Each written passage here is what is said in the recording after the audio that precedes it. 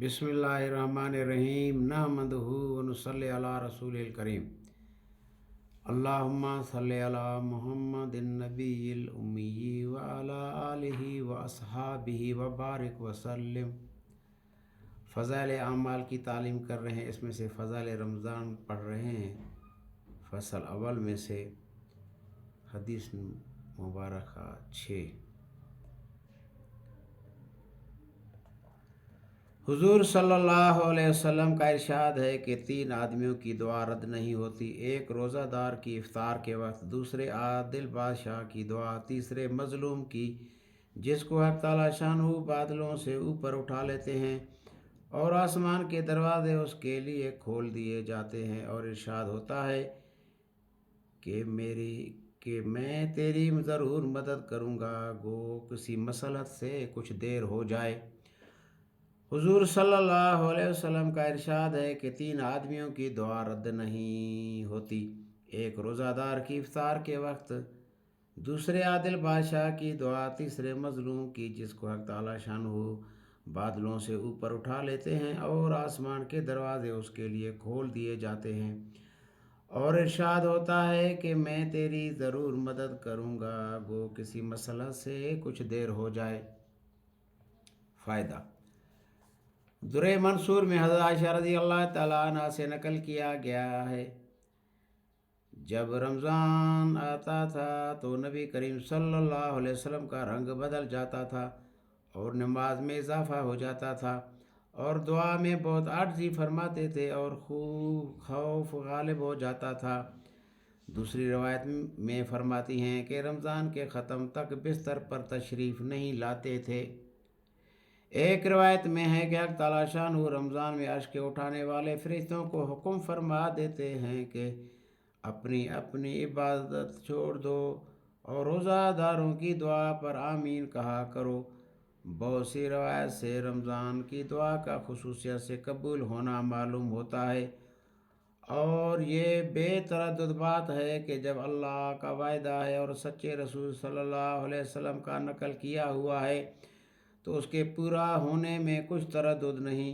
लेकिन उसके बाद भी बाज़ लोग किसी गर्ज़ के लिए दुआ करते हैं मगर वो काम नहीं होता, तो इससे ये नहीं समझ लेना चाहिए कि वो दुआ कबूल नहीं हुई, बल्कि दुआ के कबूल होने के माने समझ लेना चाहिए। नबी करीम सल्लल्लाहु अलैहि वसल्लम का इरशाद है कि जब मुसलमान दुआ करता है बशर्ते कि कता रहमी या किसी गुनाह की दुआ न करे तो हक़ तआला शानहू के यहाँ से 3 चीज़ों में से उससे एक चीज़ ज़रूर मिलती है, या ख़ुद वही चीज़ मिलती है जिसकी दुआ की, या उसके बदले में कोई बुराई या मुसीबत उससे हटा दी जाती है, या आखिरत में उसी कदर सवाब उसके हिस्सा में लगा दिया जाता है। एक हदीस में आया है कि क़यामत के दिन हक़ तआला शानहू बंदा को बुलाकर इरशाद फरमाएंगे कि ऐ मेरे बंदे, मैंने तुझे दुआ करने का हुक्म दिया था और उसके कबूल करने का वायदा किया था, तूने मुझसे दुआ मांगी थी। वो अर्ज़ करेगा कि मैंने मांगी थी। इस पर इरशाद होगा कि तूने कोई दुआ ऐसी नहीं की जिसको मैंने कबूल न किया हो।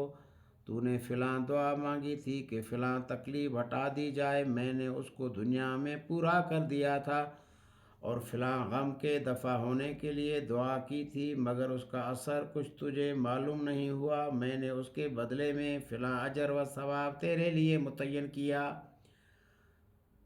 हुजूर सल्लल्लाहु अलैहि वसल्लम इरशाद फरमाते हैं कि उसको हर दुआ याद कराई जाएगी और उसका दुनिया में पूरा होना या आखिरत में उसका एवज़ बतलाया जाएगा। इस अजर व सवाब की कसरत को देखकर वो बंदा उसकी तमन्ना करेगा कि काश दुनिया में उसकी कोई दुआ भी कबूल न होती, कि यहाँ इसका इस कदर अजर मिलता। हर दुआ नहायत ही अहम चीज़ है,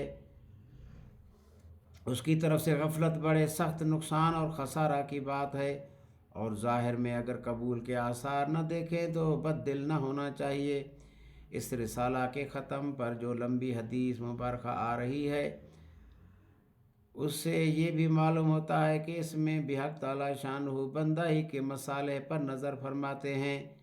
اگر اس کے لیے اس چیز کا عطا فرمانا مصلحت ہوتا ہے تو مرحمت فرماتے ہیں، ورنہ نہیں۔ یہ بھی اللہ کا بڑا احسان ہے کہ ہم لوگ بسا اوقات اپنی نافہمی سے ایسی چیز مانگتے ہیں جو ہمارے مناسب نہیں ہوتی۔ اس کے ساتھ دوسری ضروری اور اہم بات قابل لحاظ یہ ہے کہ بہت سے مرد اور عورتیں تو خاص طور سے اس مرض میں مبتلا ہیں کہ بسا اوقات غصے اور رنج میں اولاد وغیرہ کو بد دعا دیتے ہیں۔ یاد رکھیں کہ اللہ جل شانہ کے عالی دربار میں بعض اوقات ایسے خاص قبولیت کے ہوتے ہیں کہ جو مانگو مل جاتا ہے۔ یہ احمق غصہ میں اول تو اولاد کو کوستی ہیں، اور جب وہ مر جاتی ہے یا کسی مصیبت میں مبتلا ہو جاتی ہے تو پھر روتی پھرتی ہیں، اور اس کا خیال بھی نہیں آتا کہ یہ مصیبت خود ہی اپنی بد دعا سے مانگی ہے۔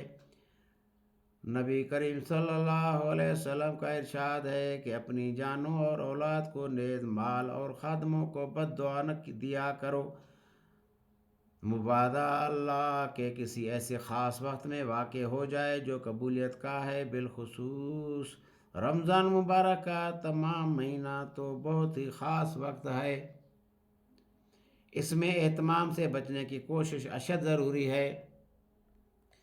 حضرت عمر رضی اللہ تعالیٰ عنہ حضور اکرم صلی اللہ علیہ وسلم سے نقل کرتے ہیں کہ رمضان مبارک میں اللہ کو یاد کرنے والا شخص بخشایا ہے، اور اللہ سے مانگنے والا نامراد نہیں رہتا۔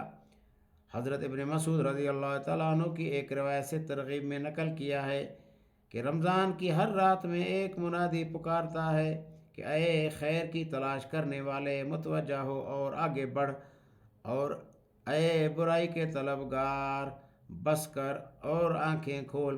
اس کے بعد وہ فرشتہ کہتا ہے، کوئی مغفرت کا چاہنے والا ہے کہ اس کی مغفرت کی جائے، کوئی توبہ کرنے والا ہے کہ اس کی توبہ قبول کی جائے، کوئی دعا کرنے والا ہے کہ اس کی دعا قبول کی جائے، کوئی مانگنے والا ہے کہ اس کا سوال پورا کیا جائے۔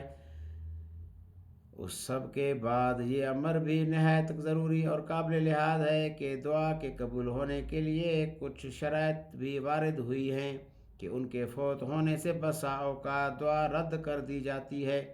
من جملہ ان کے حرام غذا ہے کہ اس کی وجہ سے بھی دعا رد ہو جاتی ہے۔ نبی کریم صلی اللہ علیہ وسلم کا ارشاد ہے کہ بہت سے پریشان حال آسمان کی طرف ہاتھ کھینچ کر دعا مانگتے ہیں اور یا رب کرتے ہیں، مگر کھانا حرام، پینا حرام، لباس حرام، ایسی حالت میں کہاں دعا قبول ہو سکتی ہے؟ مورخین نے لکھا ہے کہ کوفہ میں مستجاب الدعا لوگوں کی ایک جماعت تھی۔ جب کوئی حاکم ان پر مسلط ہوتا، اس کے لیے بد دعا کرتے، وہ ہلاک ہو جاتا۔ حجاج ظالم کا جب وہاں تسلط ہوا تو اس نے ایک دعوت کی جس میں ان حضرات کو خاص طور سے شریک کیا، اور جب خانے سے فارغ ہو چکے تو اس نے کہا کہ میں ان لوگوں کی بد دعا سے محفوظ ہو گیا کہ حرام کی روزی ان کے پیٹ میں داخل ہو گئی۔ اس کے ساتھ ہمارے زمانہ کی حلال روزی پر بھی ایک نگاہ ڈالی جائے، جہاں ہر وقت سود تک کے جواز کی کوششیں جاری ہوں، ملازمی رشوت کو اور تاجر دھوکہ دینے کو بہتر سمجھتے ہوں۔ اللہ پاک سارے مسلمانوں کو رمضان المبارک کی ہر آن ہر گھڑی عبادت کرنے کی توفیق نصیب فرمائے۔ دن کو ہم روزے مبارک کو اہتمام کے ساتھ ادا کریں، اور رات کو تراویح پڑھیں، دن کو قرآن مجید کی تلاوت کریں، رات کو قرآن پاک پڑھیں، اور دعوت میں، تعلیم میں، ذکر میں، عبادت میں اور خدمت کے اندر ہم ان اوقات کو گزاریں اور دعاؤں میں لگے رہیں۔ اللہ تعالیٰ نے ہماری اور ساری دنیا کے انسانوں کی دنیا اور آخرت کی پوری کامیابی کو پورے کے پورے دین پر چلنے میں رکھا ہے۔ پورا دین پوری دنیا کے انسانوں میں حضور صلی اللہ علیہ وآلہ وسلم والی محنت سے آئے گا، اور وہ محنت ختم نبوت کے صدقے ہر مسلمان کے ذمہ ہے۔ اس محنت کو سیکھنے کے لیے بزرگ فرماتے ہیں کہ 3 چلے لگا کر اس محنت کو سیکھا جائے اور زندگی کا مقصد بنا کر مرتے دم تک اس دعوت والے کام کو کیا جائے۔ اور بزرگ فرماتے ہیں کہ مقام پہ رہتے ہوئے ہر مسلمان 5 اعمال کرے. ان 5 اعمال میں سے روزانہ کے 3 اعمال: روزانہ مشورہ، روزانہ تعلیم گھر میں، مسجد میں شغل کی جگہ، روزانہ دعوت کے لباس فارغ کرنا کم از کم 2.5 گھنٹے، اور ہفتے میں 2 گشت کرنا، مقامی گشت بیرونی گشت کرنا، مہینے میں 6 روزہ لگانا. اللہ پاک توفیق نصیب فرمائے. ہر سال 4 مہینے لگائیں، 3 چلے، کم از کم 1 چلہ ضرور لگائیں.